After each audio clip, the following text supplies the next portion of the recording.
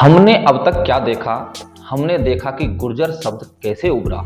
हमने जाना कि गुर्जर देश क्या था। हमने समझा कि गुर्जर प्रतिहार साम्राज्य कैसे बना। हमने यह भी देखा कि वह हाशिए पर क्यों चला गया। लेकिन अब सवाल और गहरा है। सत्ता से पहले ये लोग कौन थे? साम्राज्य से पहले कैसा था उनका समाज? क्या वे अचानक इतिहास में प्रकट हुए या फिर वे सदियों से धीरे धीरे संगठित हो रहे थे? आज हम सत्ता नहीं, जड़ों की बात करेंगे। आज हम नाम नहीं, निर्माण की बात करेंगे। मित्रों, आपने चैनल सब्सक्राइब नहीं किया है तो सब्सक्राइब जरूर करें, जिससे हमारी अगली वीडियो का नोटिफिकेशन आप तक पहुंच सके। दोस्तों, 6वीं शताब्दी के भारत में गुर्जर गुप्त साम्राज्य समाप्त हो चुका था।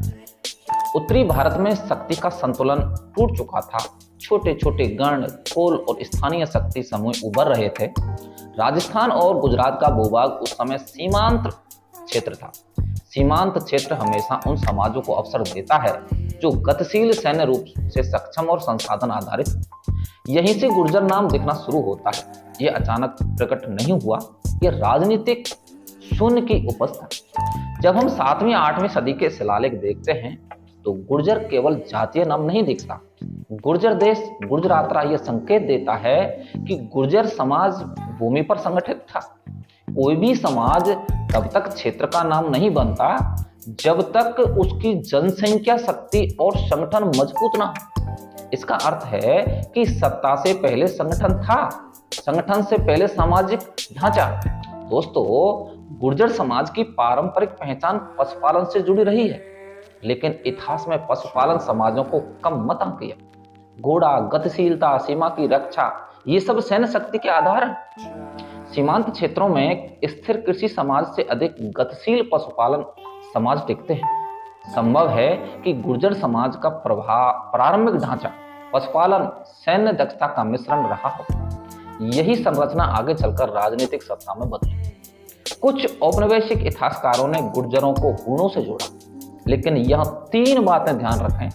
कोई प्रत्यक्ष शिलालेख उन्हें हूण नहीं कहता। विदेशी यात्रियों ने उन्हें बाहरी नहीं बताया।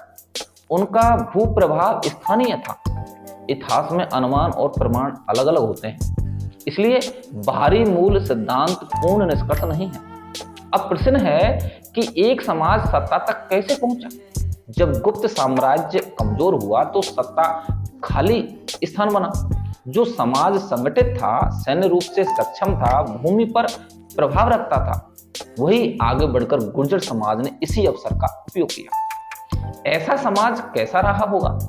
कुल आधारित नेतृत्व, युद्धक संस्कृति, सामूहिक भूमि नियंत्रण, सीमांत रक्षा की जिम्मेदारी। ऐसे समाजों में राजनीतिक केंद्रीकरण आसान होता है।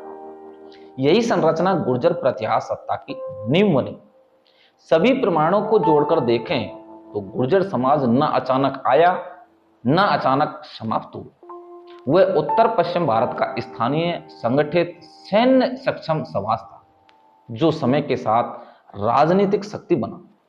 कुछ बाहरी प्रभाव संभव हैं, लेकिन पूर्ण बाहरी मूल सिद्धांत नहीं है। यह एक प्रक्रिया थी, समाज से संगठन, संगठन से सत्ता की। मित्रों, इतिहास सरल नहीं होता, वह परतों में खुलता है। गुर्जरों की सत्ता से पहले की सच्चाई किसी एक वाक्य में नहीं सिमटती। वह एक यात्रा है, भूमि से शक्ति तक की, और यही समझ हमारे सामाजिक इतिहास को गहराई देती है।